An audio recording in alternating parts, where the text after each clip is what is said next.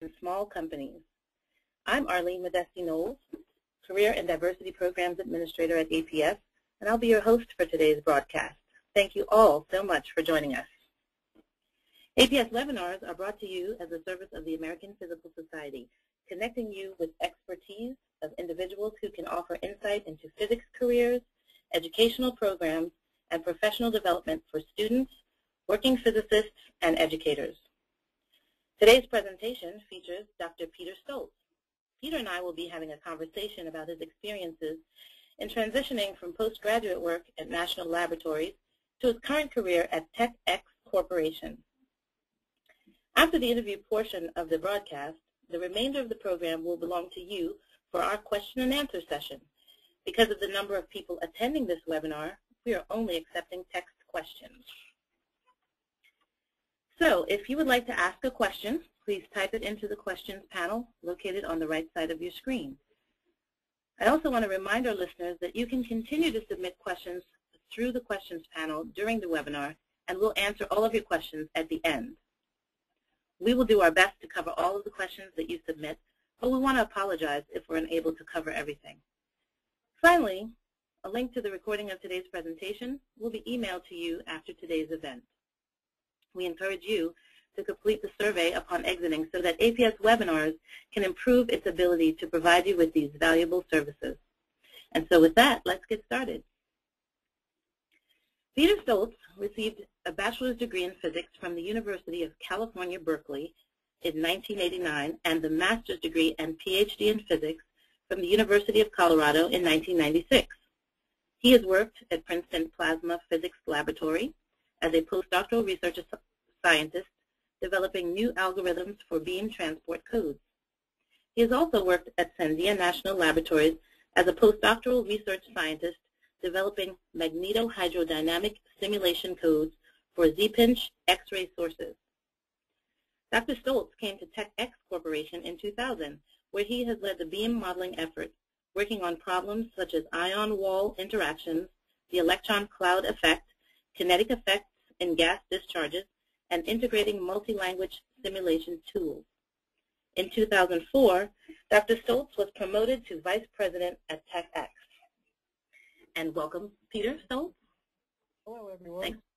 Thanks for having us.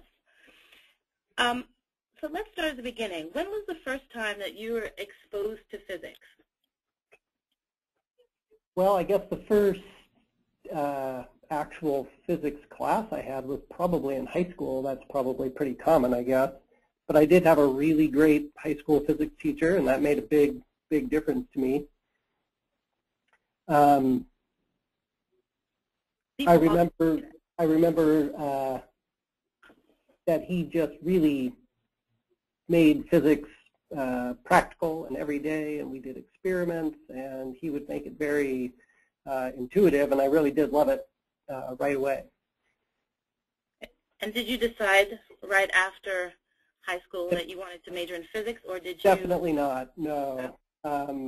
I did not realize physics could be a career for quite a few years after high school. I went to my first year at Berkeley thinking I would do something much more practical, like economics or business or something.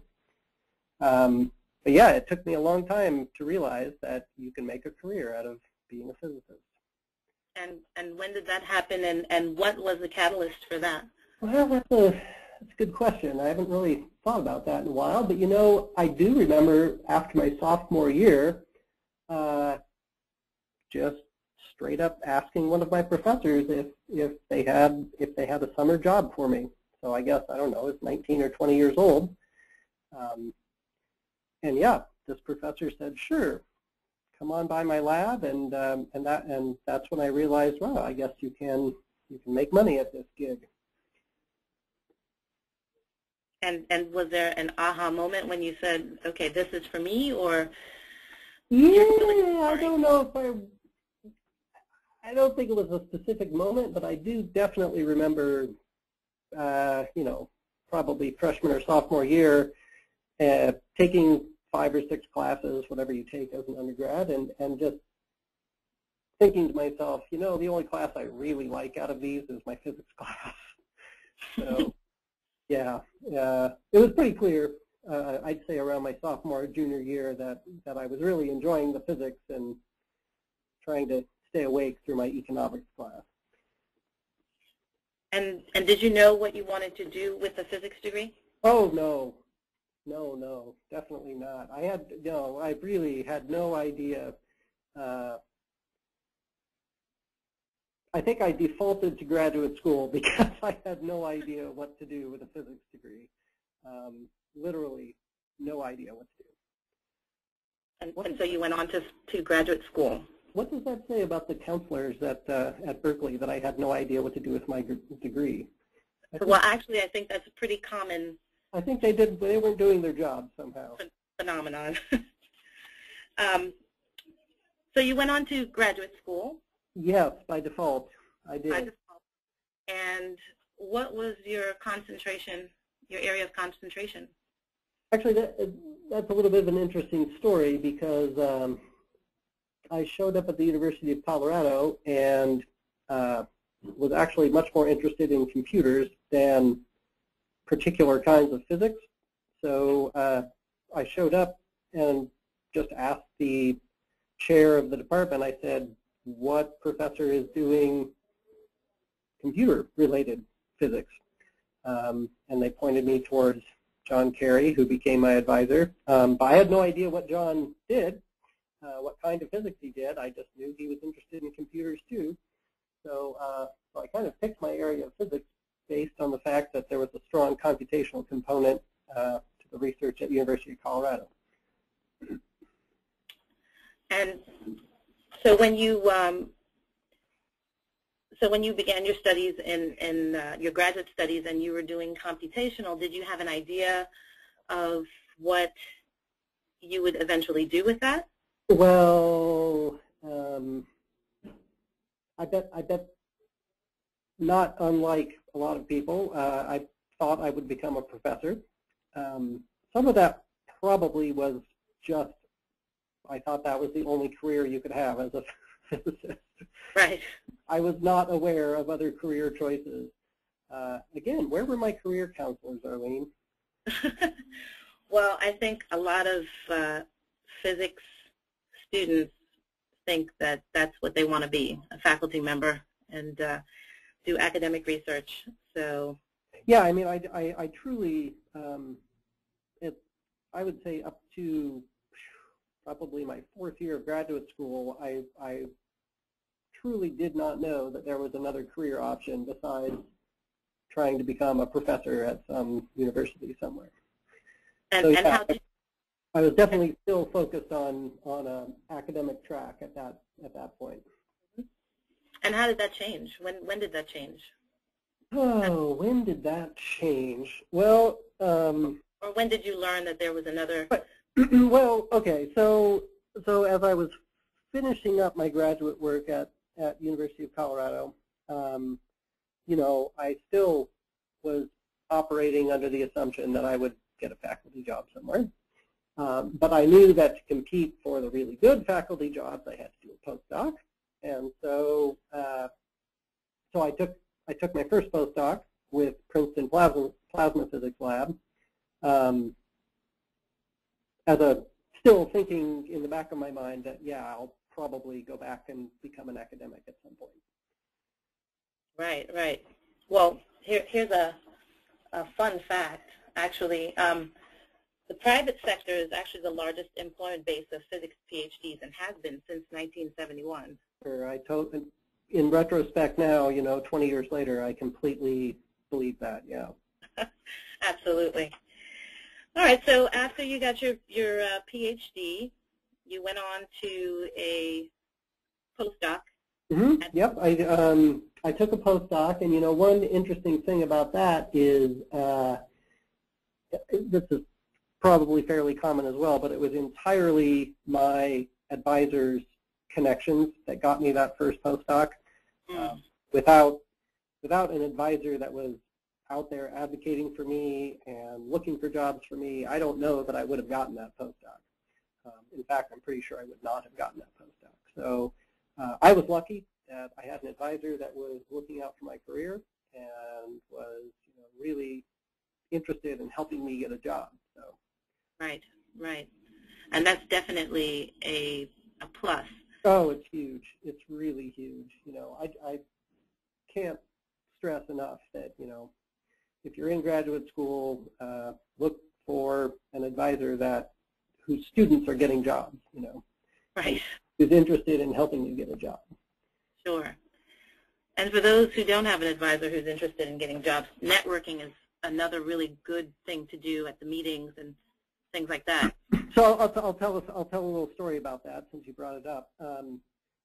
It has to do with my transition to my second postdoc, which I went from Princeton Plasma Physics Lab to Sandia National Labs, and you mentioned networking, and quite literally, I'm not exaggerating one bit, I was at a conference. There was a talk by a researcher at Sandia. It was interesting stuff. The talk looked interesting. I was interested in the research. I was tired of the humidity in New Jersey, and Albuquerque sounded really good. And I quite literally just walked up to him after his talk and said, "Hey, would you guys have a job for me?" So yeah, networking, absolutely. Right, and having the courage to do it. Yeah, but I mean, you have to, right? I mean, that's how. Yeah, you do have to find that courage somewhere. Right. Yeah, and in fact, so what that guy said, here's further evidence that networking is important. So that particular guy said to me, well, I don't hire and fire people at Sandia, but here's the name and email of my boss. And so yeah, I did have to network kind of one level further to actually get the job. But yeah, talk to people for sure. Right. So briefly, what did you do in your postdocs? The first one and the second. Right. Okay. Yeah. So back to Princeton. We jumped ahead a little bit there. Right. Yeah. Yeah. So at Princeton, Princeton is managed. Princeton Plasma Physics Lab is managed by Princeton University, and it's tightly coupled to the university. And so I think that postdoc was a lot more like a university position than a lab position. It is a lab, of course, but it's really tightly coupled with the university. So my advisor, Ron Davidson, was a professor, and the research that we did was kind of more academic oriented, and there was a lot of stress on publishing papers, and it really was what I think it was more like an academic style Postdoc. position, yeah, postdoc, right. It was really more of an academic style. Technically, what I did, I was writing computer codes basically. So Ron is well known in the field of kind of intense particle beams, high charge particle beams, and so I was writing computer codes that would kind of calculate the forces in these beams and calculate how they evolve, and things like that. So that was the 2 years I spent at Princeton. And then you went to Sandia. Yeah, then I went to Sandia, which was an interesting transition. Sandia is one of the weapons labs. Sandia, Livermore, and Los Alamos are the big weapons laboratories. So that was a change in culture, right? Because that's definitely not an academic-oriented culture. You're behind a fence. You have a security clearance, right? So you're passing through these locked gates every day to go to work, that kind of thing. So yeah, pretty far from academia at that point. And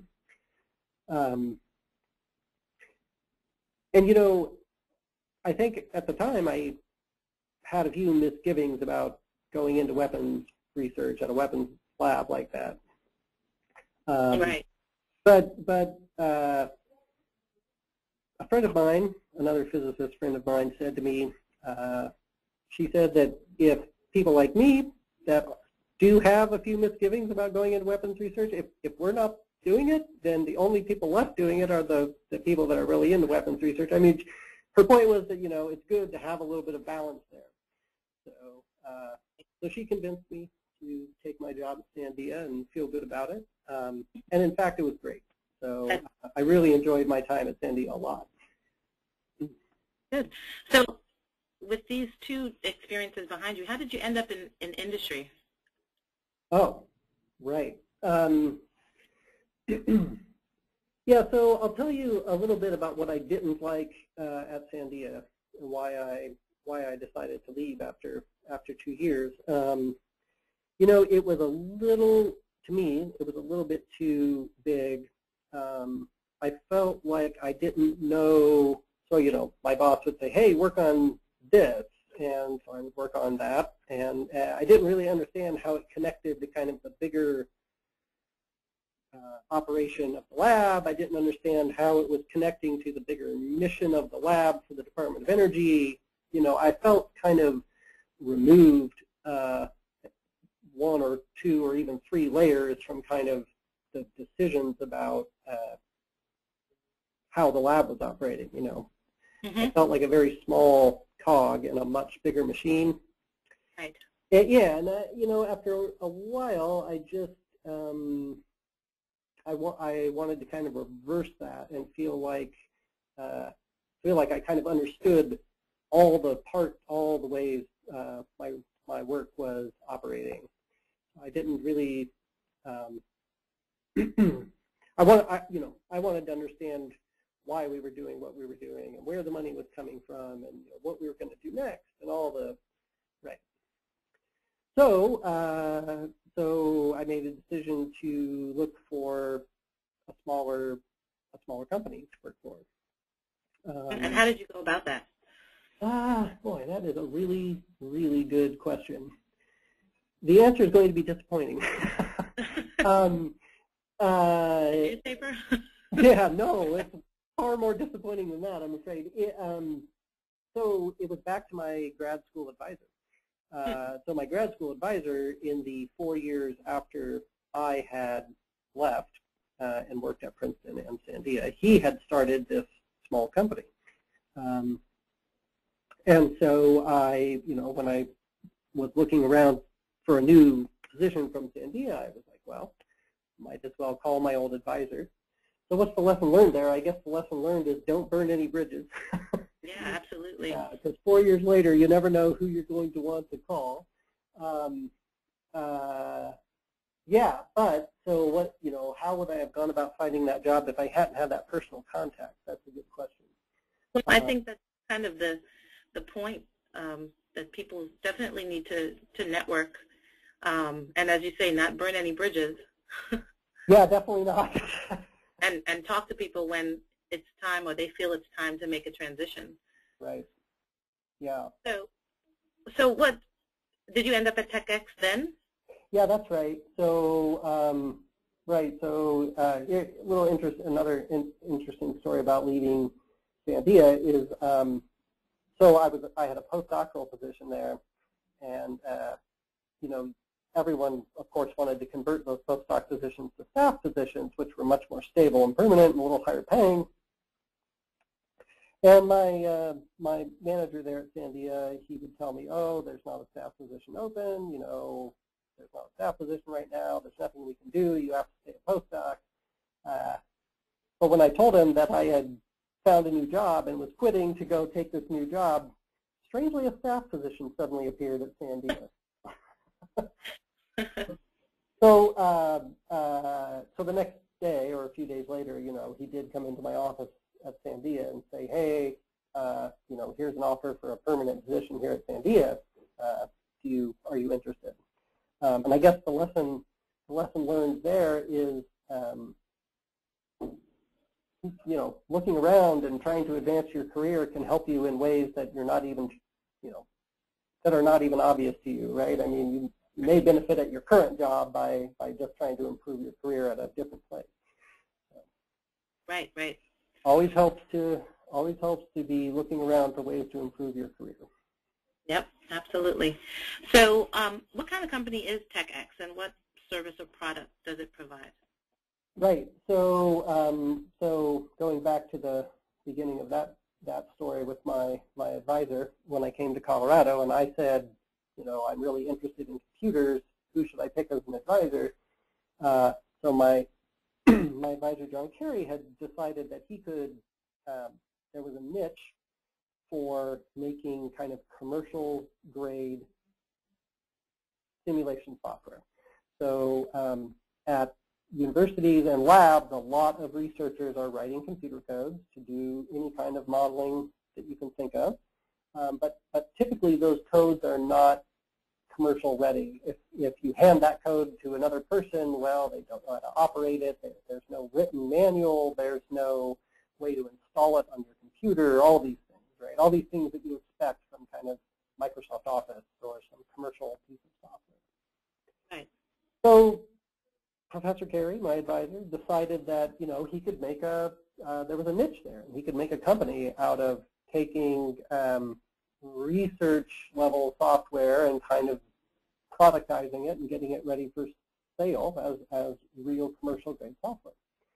And that's basically what we do. And that's your particular work there? That's my particular work. You know, for instance, we license a piece of software from the University of Colorado that does 3D electromagnetic simulation. So this piece of software was developed at the university. We at TechX now have an exclusive license to sell that code commercially. And so we, you know, we write the nice interface, we write the manual, we write the installers, all of the stuff that you expect in commercial software, and we sell that software commercially. We provide the support. You know, when people call us on the phone and say this button's not working or whatnot. And that's just an example. So we have a couple other examples of that. We license a piece of code from University of California, Berkeley. Strangely, so that's just a coincidence. Those are my two schools. It's totally a coincidence. I'd never even thought about that till now. That's funny. We license a piece of code from Berkeley that we also sell as a commercial product in the same way. Mm-hmm. Yeah. And how big is the company? Well, I'll talk you through the whole history. So I came here in 2000. At the time, I was employee number 5. There was, let's see, an office manager and a couple other scientists and me. So there was just 5 of us at the time. And gosh, today I guess there's 65 people. So, so quite a few. 11 years later. Wow. Yeah. Wow. And you're now the vice president, or is it one vice president, or? Oh, no. No, it's far less impressive than it sounds. I think we have, let me count, 1, 2, 3, 4, 5, 6. I think there's 6 vice presidents out of the 65 people. Which is still impressive. Well, okay. I mean, it's, I think, you know, it's probably closer to what people would know as a group leader than a, you know, a vice president. I'm not, you know, I'm not out having, you know, 4 martini lunches and, you know, anything like that. Sure, sure. Yeah, the position's more like a, what we would call a group leader. Most people would know it as a group leader, right? So I have a group of about 10 people. Each of the vice presidents here has a group of about 10 people. So. And what sort of strategies did you use to move towards that position? Pure blind luck, Arlene. That was my strategy. No, I can, you know, I'm joking a little, but I can tell a couple of stories about that. One thing that happened was the CEO of the company, John Kerry, was kind of in charge. When I got here, there's 5 of us. John was in charge of making all the decisions about the company. But as the company started to grow a little and a little, and we got to 10 and maybe even 20 people in the company, not all 20 people could go to John with every question that they had, right? Sure. It just doesn't work, right? He's only got so many hours in the day. And at somewhere around that 10 people level or 15 employee level, I started to realize that, you know, sometimes I knew the answer to the question that these people were going to ask John. And so it was easy enough for me to kind of mediate in there and say, oh, you don't need to bother John with that. You know, here's what he would say, and here's the answer, and here's what you should do. And so I just kind of naturally started playing the role of kind of a group leader, mentor, and pretty soon that just got formalized, right? You took initiative. But it really was just that our current way of operating just didn't scale. We couldn't all go ask John questions anymore. So in your opinion, what would you say are the advantages and disadvantages to being with a relatively small tech company versus a larger company? Good question. I never worked at a larger company. I guess I could count Sandia, which operated almost like a company. But, what do I like about being at a small company? I really like understanding all the parts of the business. I really like that, one day I'm helping with an audit having to do with, equal opportunity employment, or one day I'm helping with packaging up posters that we're going to ship to a conference in Spain. Right? I mean, I like doing all these different things, not just doing physics research all day, every day. I like understanding all the parts of the business. I like the fact that I am self-directed. So if I decide, here's an example actually, a real example. Turns out that plasmas are really good at sterilizing skin, getting rid of bacteria on skin. And so the Army, the military, lots of branches of the military are interested in whether you can make a little compact plasma source that medics could carry around in the battlefield and help sterilize wounds for soldiers. And I got interested in that. And so at a small company, I'm able to redirect some of my own funding towards that and pursue that and see if there's a need for our software in that community. And, I think at a bigger company, it would, it's like trying to steer the Titanic, right? You have, right. Yeah, right. You don't have that freedom, that agility to kind of redirect your company on a dime and, move in new directions. So right.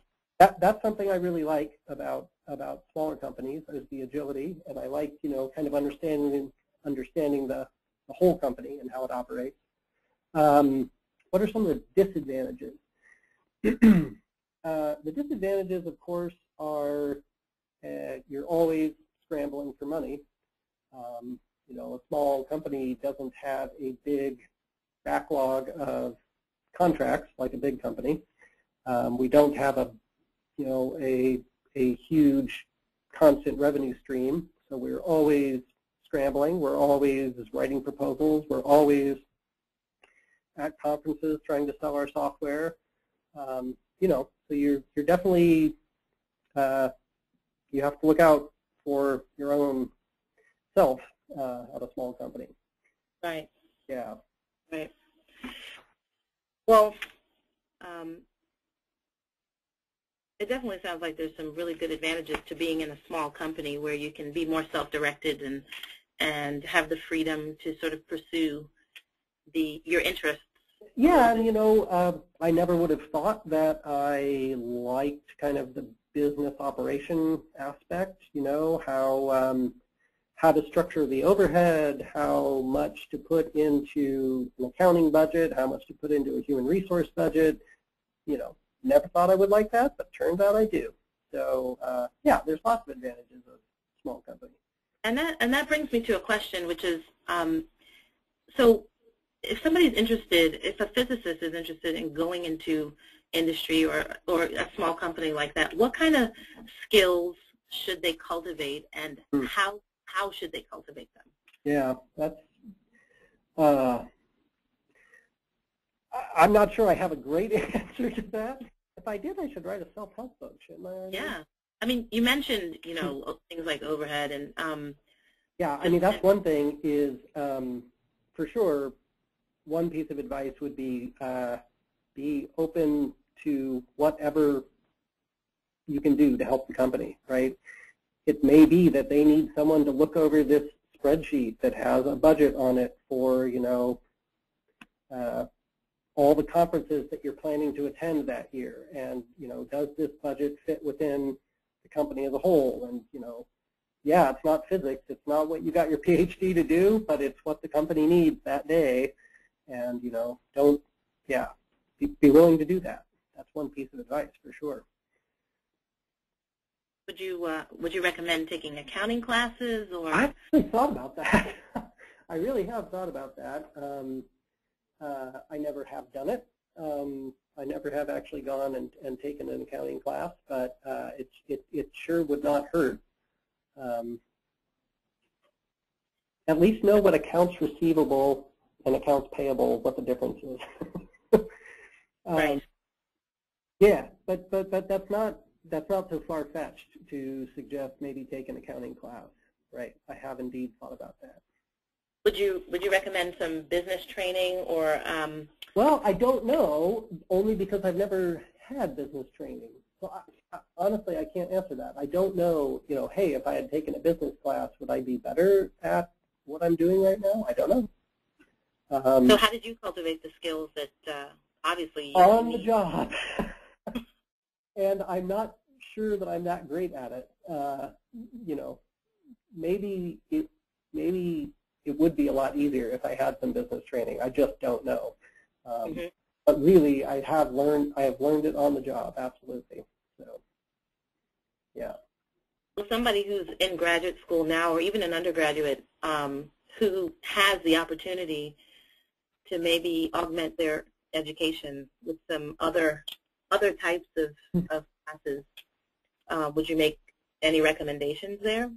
Well, I hesitate to make recommendations for other people, but I can tell you what I personally would have done back then. I do think some business classes probably wouldn't have hurt. Accounting for sure would have been a good idea. Yeah, just if I'd known how to use QuickBooks, 5 years ago, instead of having to learn it on the job, that would have been great. So even just like an evening class in how to use QuickBooks would have been fantastic. What about managing people? Yeah. Right. What about managing people? I think, yeah.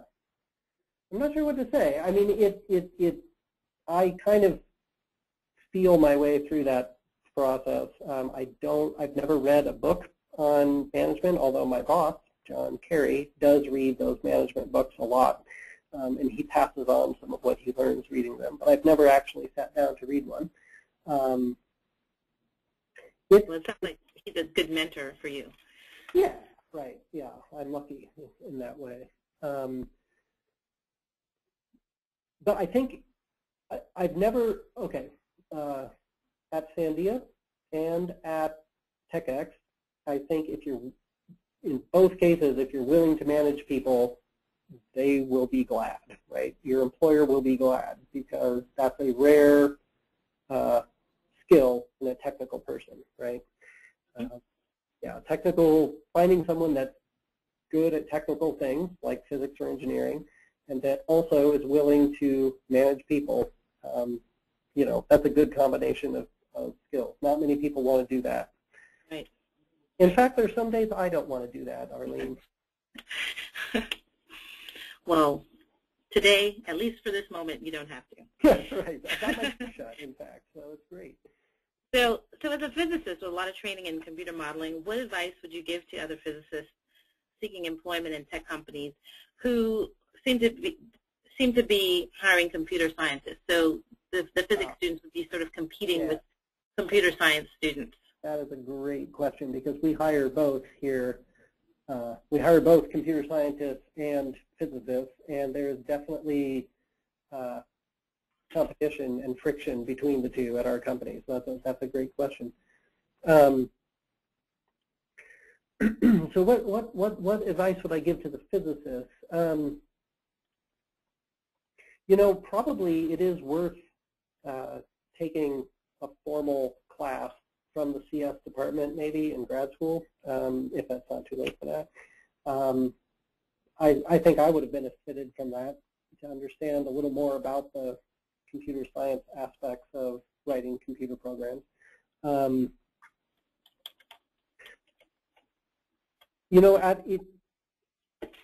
don't be afraid to step out of your comfort zone. You know, if someone says, "Hey, we're going to write this program in C#," don't say, "Oh, yeah, you know what? I've never used C# before." Just say, "All right," and then go home and, you know, quickly read all you can on the internet about C#. So that would be another bit of advice: is, you know, never say no. Always say, "Yeah, sure, I can do that," and try to figure it out as quickly as you can.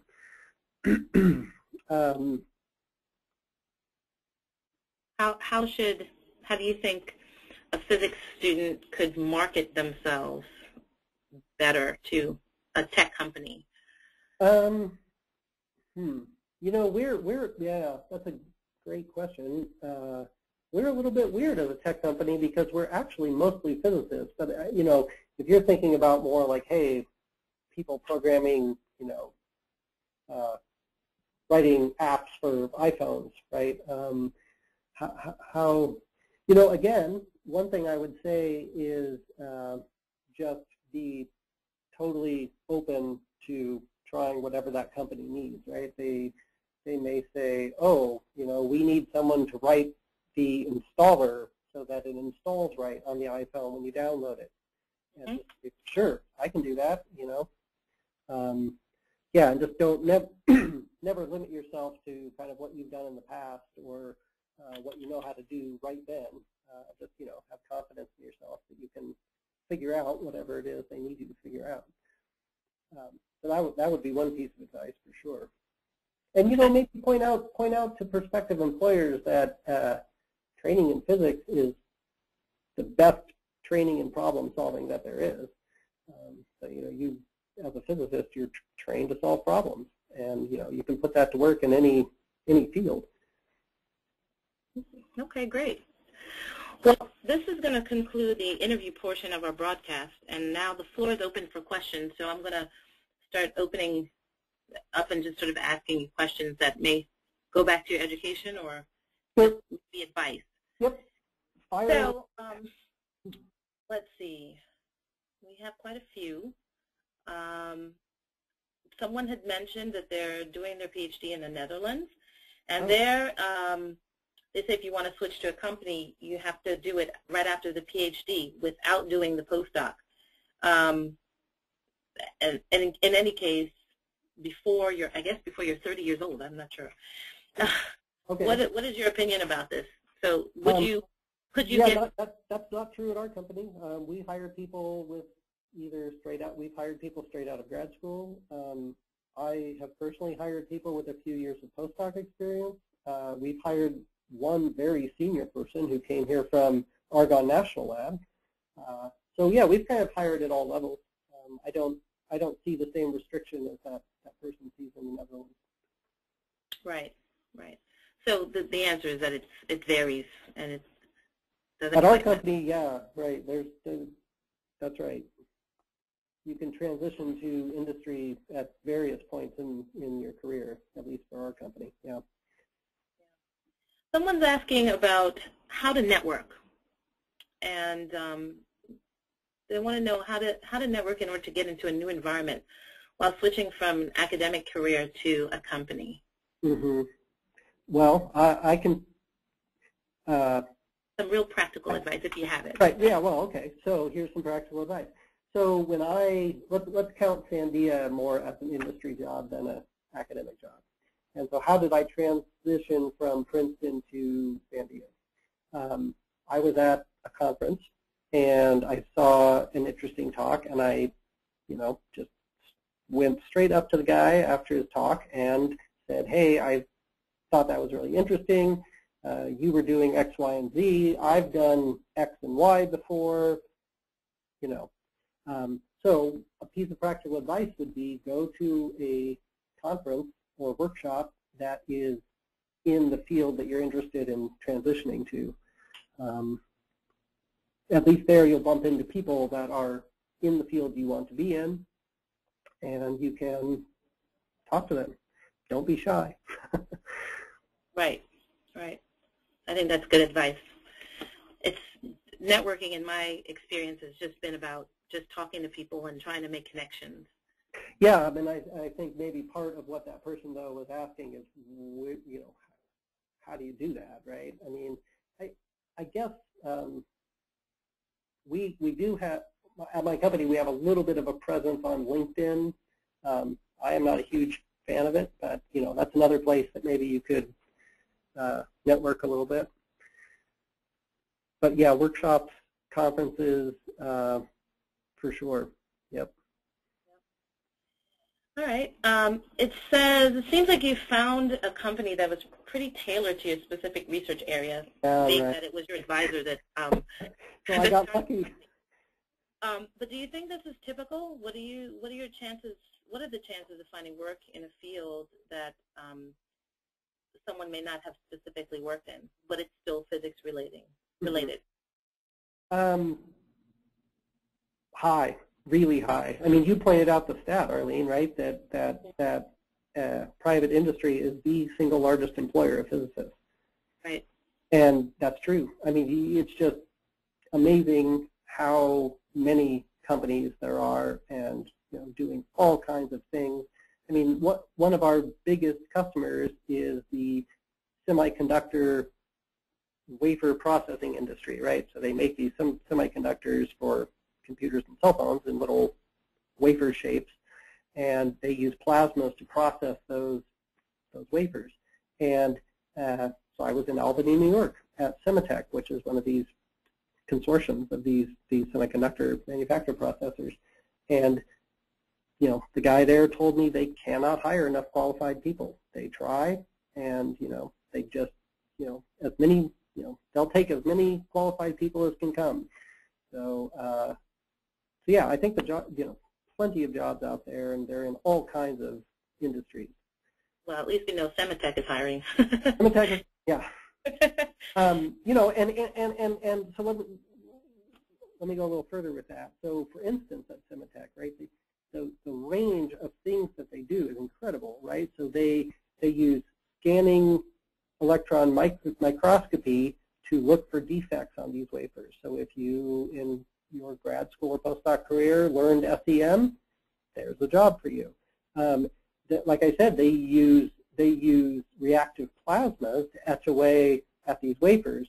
So if you knew a little bit of plasma chemistry in grad school or postdoc, if you did some simulation related to plasmas, you know, there's a potential job for you.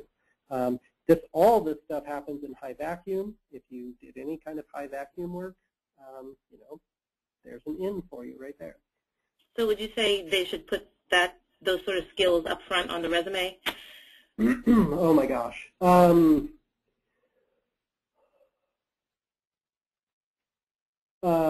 You know, that I don't. What do I like to see in a resume?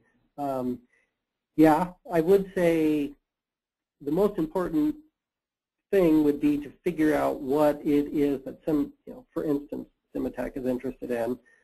Wow, they're interested in scanning electron microscopy. Yeah, so if you have something related to that, sure, put that up front, yeah. Right. Here's a really interesting question. You said that, I think you said you hire both computer scientists and physicists. We do. So what differences do you see in those who are trained in computer science versus the physicists, and what skills do you value in each that maybe the other lacks? That is a great question.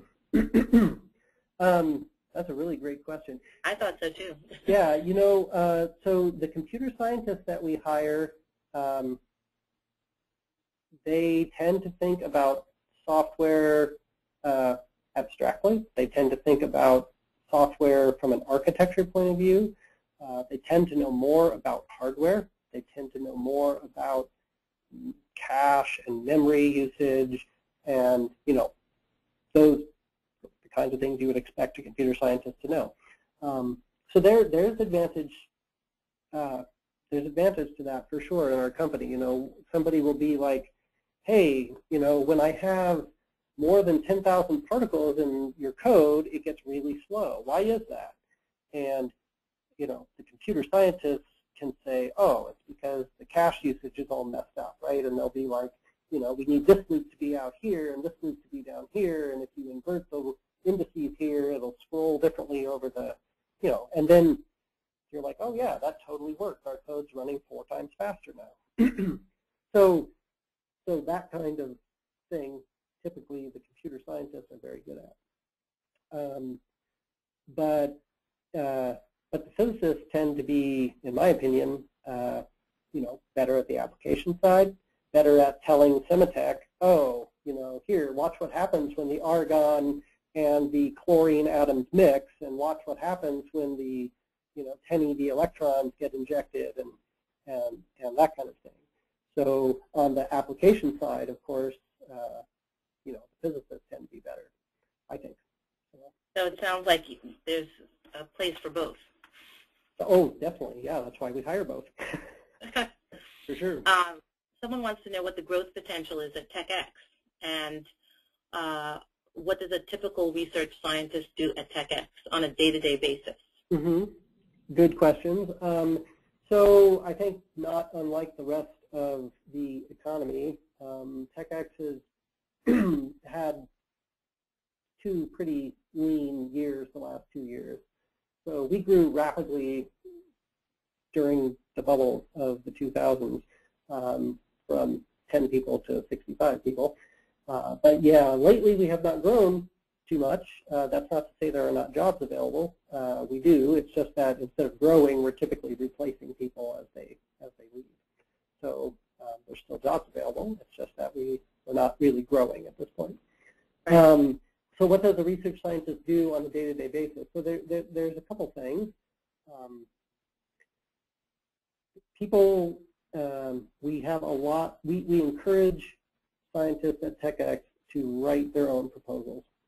We've always had a model here that the more people that are generating money, that's how the company can grow. And so a lot of people at TechX are pursuing their own research that they've gotten funded through federal grants, through subcontracts with big laboratories or with big corporations like Lockheed Martin or Boeing.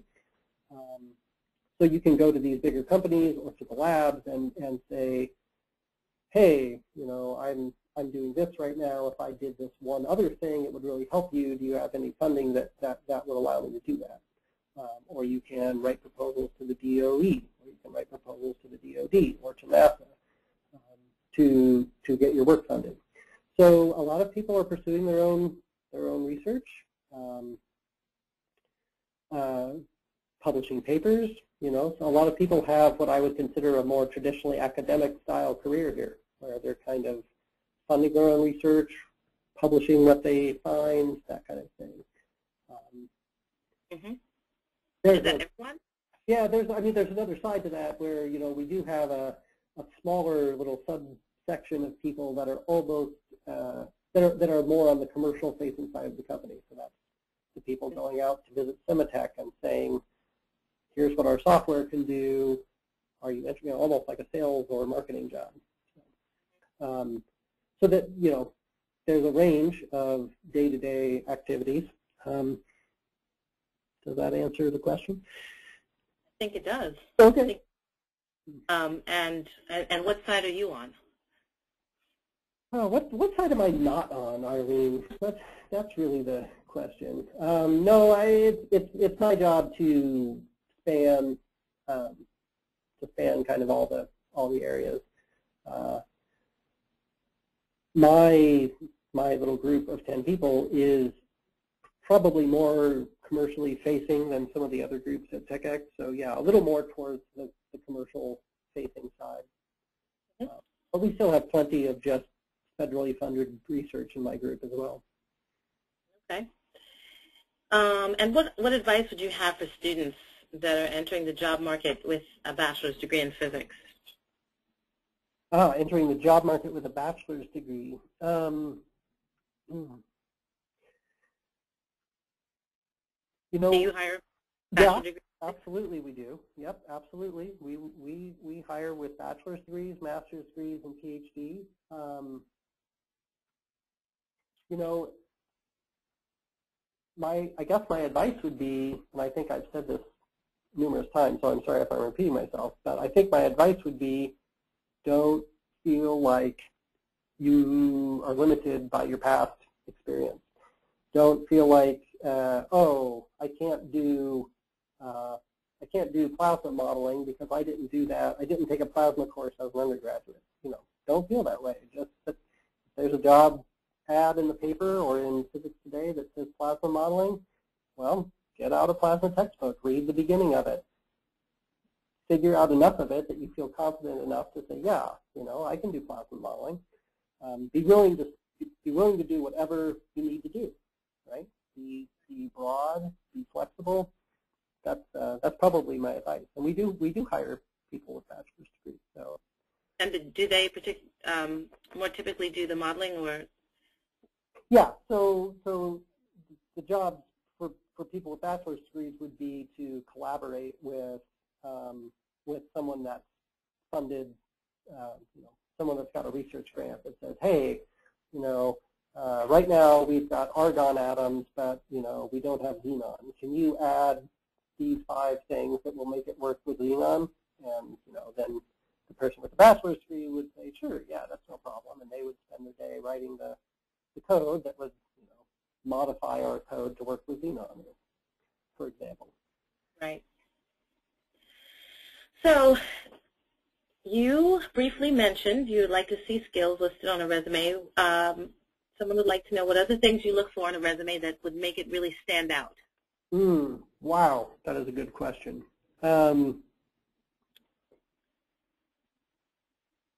What do I look for in a resume that would make it really stand out? You know, the answer is going to be slightly disappointing, I think. Well, let me tell you the disappointing answer, and then let me recouch it in terms of a more optimistic answer. So the disappointing answer would be directly relevant experience. You know, so that goes against what I just said, but you know that is probably when I open up a resume. If I see on the resume, oh no way, that person did plasma modeling in C++, that's great. So yeah, unfortunately, that is probably the #1 thing that I look for. Okay, but so how can you make that? How can we turn that around to be a positive? If you can. Is there any particular way you would like to see it? You know, like format. What's that? You're talking format? Well, not format, but I was saying what they choose to highlight. Yeah. Like have done, maybe if they've done a project. Yeah, you know, yeah, I do like to see it listed by project more than by, say, publication. Right, so if someone was involved in publishing a paper about something, that's fine. I don't notice that as much as I would notice kind of a project-by-project summary of their career where they say, oh, and for this project, I did these 3 specific things. Right. So, yeah. How important are previous publications? Gosh, I bet you would get completely different answers depending on who you asked around here. If I was looking for someone to be a fundraiser, if I was looking for someone that could go to DOE or DOD or NASA and generate revenue, then I think publications are important because that's a way to convince NASA or DOD that you have the credentials you need. If I'm looking for someone to help in-house with, say, commercial activities, I don't think the people at Cemitech care if you've published anything. If you know how to solve their problems, they're going to be happy. So, so for that case, for kind of a more commercially oriented person, I think publications are less important. less important, yeah. This is more of a, it's sort of a philosophical question, I guess. Oh my gosh. Let me get out my pipe.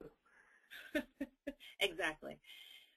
Someone was asking, you know, physicists can be busy and don't really have a lot of time for volunteer work, but what would you say to someone who is successful at what they're doing and they're on track for a Research 1 position at a Tier 1 research university, but they feel dissatisfied with the impact that their work is having for the greater good? Would you have any Oh my goodness. recommendations or advice? I am completely unqualified to answer that question. Right. Well, I don't know what, boy, yeah. yeah, it's a tough question. Right. You know, I would say to people that, you know, don't become a Cubs fan, I guess. I don't know what I would say. Don't what? I was joking. Sorry. I said don't become a Cubs fan, but right. yeah, I'm afraid that's outside my area of expertise there. General well-being and happiness. Right. Well, yeah, I think people should try to pursue things that help them feel fulfilled in whatever they're doing. So I think we have just a few minutes left. We've got about 2 minutes left. I don't see any other questions. Are there any other questions? No. So is there another one of these seminars coming up? I'm sure there will be. Crystal Bailey, who is the APS Careers Manager, she will be scheduling several webinars in the future. And so I would encourage everyone here to just keep an eye on the webinar page for the next upcoming webinar. Yes, if I could just, I'll break in. Hi, everyone. Crystal Bailey here. Yes, we do have another one of these coming up in October on graduate study abroad. It's going to be more of the APS webinar conversation, so more of an interview format. We'll be talking with Mike Wallach, who works at I forget the French name, but it's the Paris Institute of Technology, something like that, basically is what it translates to. He's going to talk about issues that grad students face, American grad students face when they're sort of traveling abroad, things that you should know. We've also got a very exciting webinar coming up next month. It's a regular webinar, meaning there's a presentation, and then the Q&A from Karen Rosen, who works with Northeastern Co-op program. She's helped probably hundreds of young, oh, there's Mike. He says, yes, the Paris Tech is the name of the institute. So Karen Rosen from Northeastern, she's helped many physics bachelor students find jobs. She's going to give a webinar on interview skills, I believe is the working title, and she may do a mock interview. So for those of you who are bachelors and interested in sort of, well, anyone could benefit from it because these skills are very translatable. So that will also be coming up in October. As Arlene mentioned, check the webinar page. I will send the link to the page to all of you. Thanks. Thank you for that, Crystal. And with that, I want to thank our interviewee, Peter Stoltz at Oh, thank you, Arlene. It was fun. For a wonderful interview, and I thank everyone who joined us. For those of you who are signing off now, we welcome you to follow up with the speaker by sending an email to webinars@aps.org, and we will forward your questions to our speaker for comment. A recording of today's webinar will also appear on the webinar main page, so please allow 24 hours for the upload. You will also receive an email from us containing a link to the recording of today's broadcast. Lastly, in order to help APS continue to develop quality webinar presentations, please help us by taking a moment to complete the short survey as you exit the webinar today. This wraps up the event. We hope you'll join us again next time, and we thank you again.